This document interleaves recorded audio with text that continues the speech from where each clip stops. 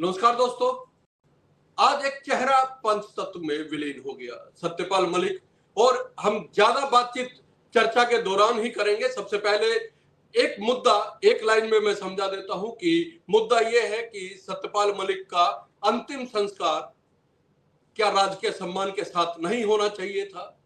क्यों उनको इस तरह की विदाई दी गई जिसको शायद सोचा नहीं था उनके चाहने वालों ने और उनके पद चिन्हों पर चलने वाले लोगों ने।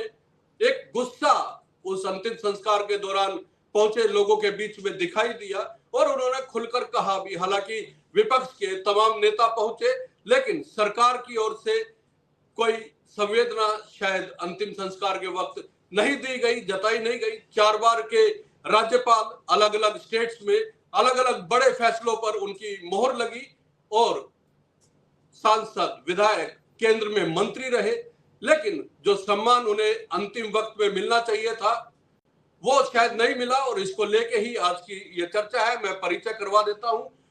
वरिष्ठ पत्रकार धर्मपाल धनखड़ साहब हमारे साथ मौजूद है। अलग अलग अखबार, news channels, TV channels, radio, सब जगह आपने इनको देखा होगा, सुना होगा। इनकी लेख प्रतिक्रियाएं आपने पढ़ी भी होंगी। और महेंद्र पंडित साहब हरिभूमि अखबार के संपादक हैं, जाने माने पत्रकार हैं। आप दोनों महानुभावों का स्वागत है।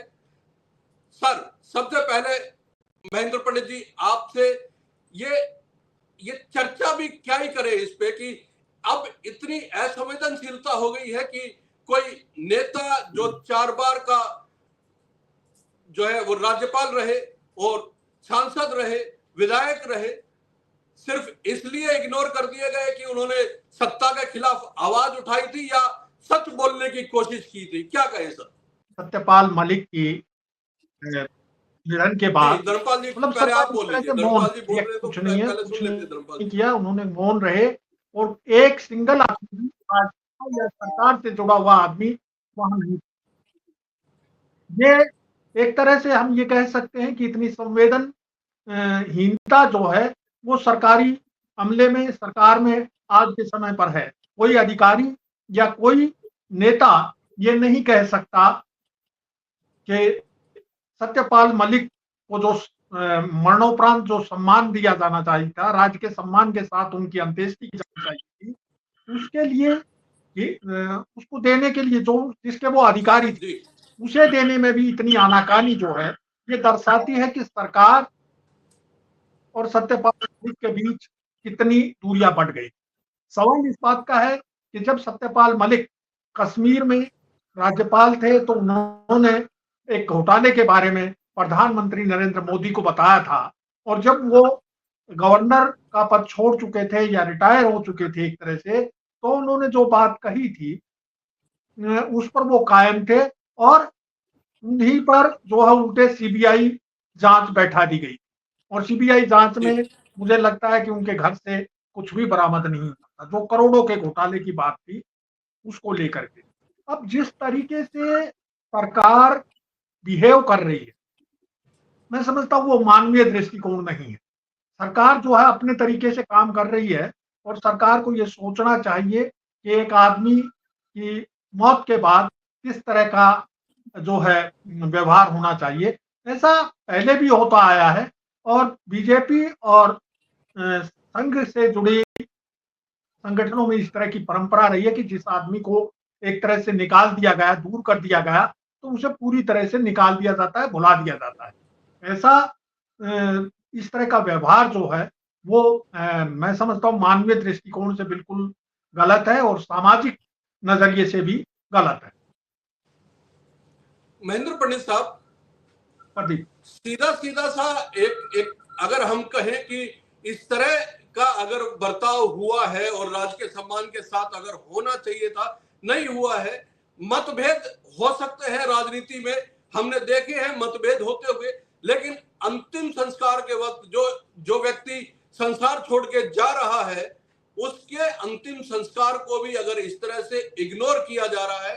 प्रधानमंत्री का एक ट्वीट जरूर आया था उनकी देहांत को लेके, लेकिन उससे पहले जो सत्यपाल मलिक साहब ने आईसीयू से एक बड़ा ही भावुक संदेश दिया था अपने एक्स हैंडल के जरिए। उन्होंने कहा था कि मेरे पास अगर कुछ भी मिले तो वो जनता को बताइएगा। और उन्होंने ये भी कहा था कि मैं किराए के मकान में रहता हूं और कर्ज में डूबा हुआ हूं।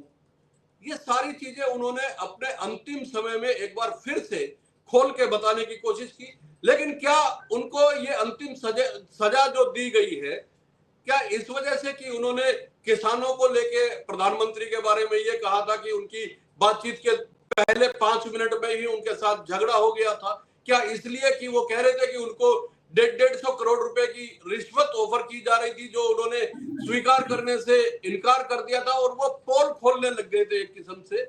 तो उनके ऊपर सीबीआई का जो दबाव बनाने की कोशिश की जा रही थी वो उन्होंने अपने अंतिम संदेश में लिखा भी है। तो क्या मतभेद इतने मनभेद में बदल जाते हैं किसी पार्टी में कि किसी नेता को इस तरह से इग्नोर कर दिया जाए? देखिए नवाज जी, मुझे लगता है कि आप, मैं, धनखड़ जी, ऐसे बहुत से कम लोग हैं जो उंगलियों पे गिने जा सकते हैं, जो हम लोग परंपराओं की, संस्कारों की या सम्मान देने की ये बातें करते हैं। देखिए आज समय बदल गया है और हम लोग पिछले 11 साल में बहुत आगे निकल आए हैं विकसित भारत की तरफ, जिसे आप विकसित भारत कहते हैं। तो अब इन चीजों को जो साथ चलेगा वही सम्माननीय है। आप स्पष्ट स्पष्ट कर लीजिए, वो समय गया जब अन्ना हजारे को मनीष तिवारी ने कुछ बोला था तो कांग्रेस पार्टी ने अपने ही सांसद को फटकार लगा दी थी। वो टाइम अब नहीं है।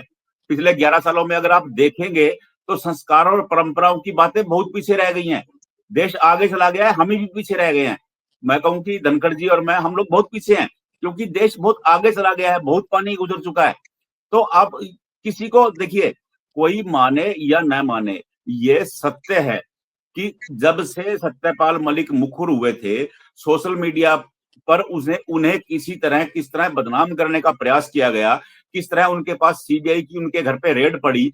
एक पूर्व राज्यपाल जो ये कह रहा है कि मुझे रिश्वत देने की कोशिश की गई, जो जिन्होंने कोशिश की उन्होंने उनका नाम भी बकायदा उसका खुलासा किया, लेकिन वो डंके के चोट पर घूमते रहे, वो उच्च पद पर आसीन रहे।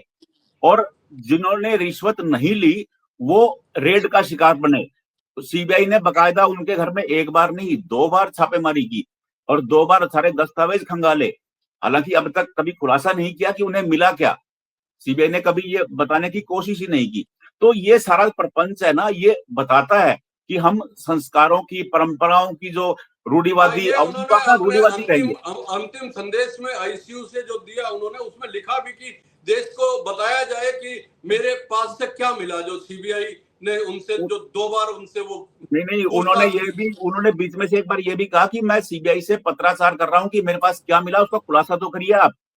ये तो हॉस्पिटल में एडमिट के दौरान उन्होंने एक पोस्ट किया था, उससे पहले उन्होंने कहा कि मैं सीबीआई को पत्र लिख रहा हूं कि मेरे पास क्या मिला उसका खुलासा कीजिए आप। लेकिन सीबीआई ने कभी कष्ट नहीं उठाया, क्योंकि पता क्या है, ये संस्कारों का ढोल पीटना, ये परंपराओं का, ये सम्मान का, हम लोग बहुत आगे आ गए हैं भैया। हम लोग विकसित होने जा रहे हैं। आप ये देखिए ना, 2047 में हम विकासशील हो जाएंगे, वो भारत महान हो जाएगा, हम विश्व गुरु बनने जा रहे हैं। तो अब कहाँ पीछे पड़े हैं धनखड़ जी, आप छोड़िए। जो देखिए, जो सम्मान देना था वो सब सोशल मीडिया पे दिख रहा था कि कितना सम्मान उनको दिया जाएगा। वो जिस तरह से हॉस्पिटलाइज थे, आपने देखा कि एक इंसान से महान हो गए। हाँ, हम महान होने जा रहे हैं। आप ये कहिए कि हम महान होने जा रहे हैं। हमारे साथ नहीं खड़ा होता है। जब पाकिस्तान के खिलाफ, आतंकवाद के खिलाफ हम कोई देश हमारे साथ नहीं आ रहा होता है, हम अकेले खड़े होते हैं। तो इतने महान हम हो गए हैं कि सारी दुनिया में अकेले, यानी हमारा पड़ोसी भी कोई जो है, श्रीलंका, बांग्लादेश नहीं, उन्होंने नेपाल, तो बात जो हमारे पहले तो उन्होंने ये लिखा कि अगर मेरे पास कुछ धन होता, अगर मैं किसी चीज का आरोपी होता, हमारे साथ तो नहीं है। सरकारी महान हो गए, मैं सरकारी हॉस्पिटल में इलाज ना करवा रहा होता, मैं प्राइवेट हॉस्पिटल में इलाज करवा रहा होता। देखिए, आप उनको सम्मान देने की बात करें आप ये देखिए, एक ऐसा व्यक्तित्व जिसने छात्र जीवन से अपनी राजनीति शुरू की, कॉलेज के प्रेसिडेंट रहे और चौधरी चरण सिंह के अगुवा रहे और दबंग नेता के रूप में उनकी पहचान बनाई जाती रही। उनका इस 370 से पहले उनको जानबूझ करके जम्मू कश्मीर शिफ्ट किया गया कि एक दबंग नेता है जो हैंडल कर सकता है व्यवस्थाओं को। तो अब जब वो हॉस्पिटलाइज थे, गवर्नमेंट हॉस्पिटल में एडमिट थे, कौन सरकार का नुमाइंदा उनसे पूछने के लिए गया? 3 बार के केंद्रीय मंत्री रहे, राज्यपाल रहे, विधायक रहे, किसी ने संभाला नहीं। उनके केवल शुभचिंतक थे, वही उनके ट्वीट करते रहे, वही बताते रहे। तो ये तभी लग गया था कि कुछ नहीं होने वाला है, जो परंपराओं की सम्मानों की बात है वो बहुत पीछे रह गई है, हम बहुत आगे आ गए हैं, हम लोग विश्व गुरु बनने जा रहे हैं। तो हम ये विश्व गुरु की तरफ ध्यान दीजिए, आप क्यों ध्यान दे रहे हैं कि किसी का सम्मान मिला नहीं मिला? हम विश्व गुरु बनेंगे, सम्मान की बात कहां से आएगी बीच में? तो ये भाजपा का जो स्टाइल है, जो ये करने का स्टाइल है ना, ये अलग तरह की थ्योरी है। हम लोग, आप लोग पिछड़े हुए हैं, जो पिछले उस पे पड़े हुए हैं कि भैया ये होगा वो नहीं होगा। तो अब आप 2047 में विश्व गुरु बनने की तैयारी कीजिए, हम लोग विश्व गुरु बनने जा रहे हैं।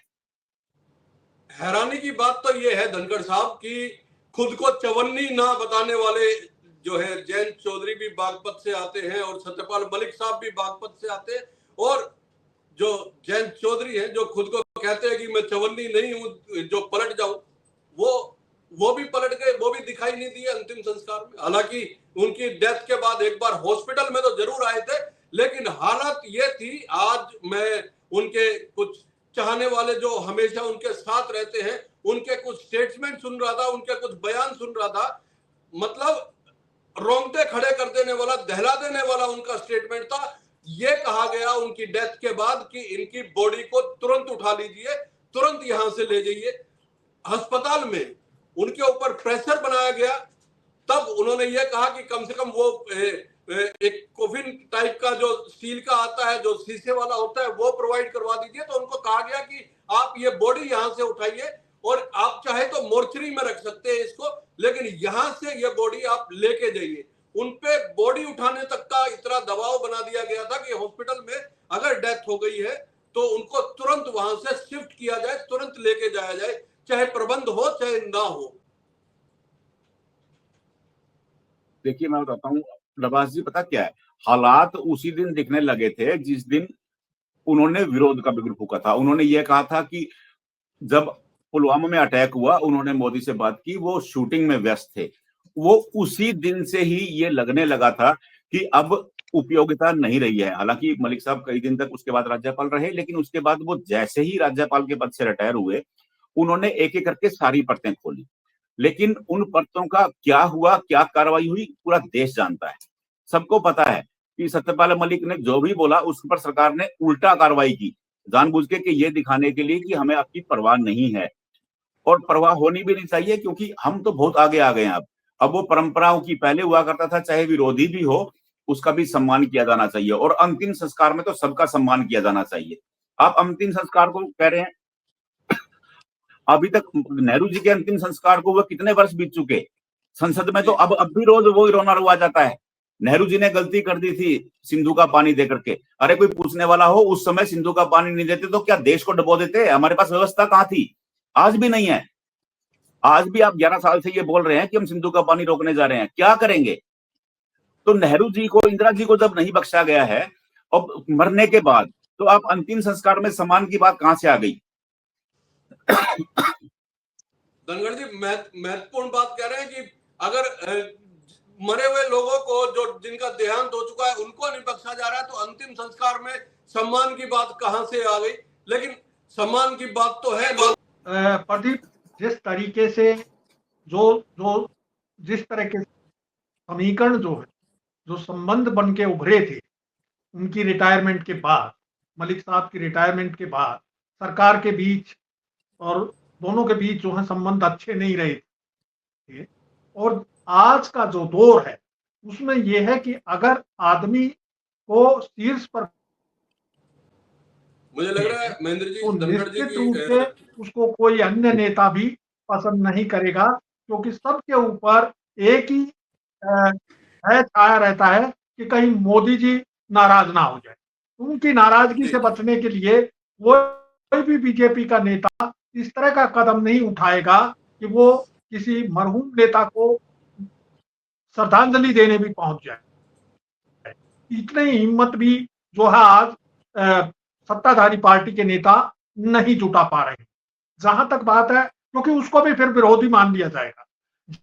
जी, जब आप देश के हित में कोई बात कहते हैं और वो सरकार के विरुद्ध है, तो एक ऐसा इकोसिस्टम बना रखा है कि वो आपको देशद्रोही करार दे देते।